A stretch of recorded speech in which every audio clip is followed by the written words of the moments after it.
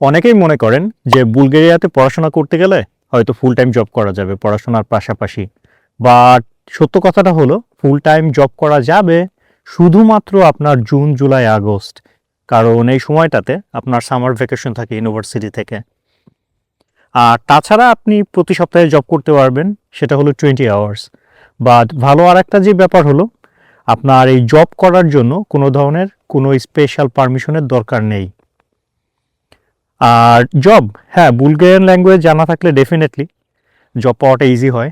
তাছাড়া আপনার English ল্যাঙ্গুয়েজেও job আছে, আপনার ফুড ডেলিভারি, হোটেল, রেস্টুরেন্ট, এই ধরনের জবগুলো অ্যাভেলেবেল। তো কেউ যদি মনে করেন যে আপনি ইনকাম করে তারপর পড়াশোনার জন্য টিউশন ফি পে করবেন, সেটা পসিবল, যদিও টাফ বাট পসিবল। এই রিলেটেড কোনো কোশ্চেন থাকলে করতে পারেন আমাদের কমেন্ট বক্সে। ধন্যবাদ।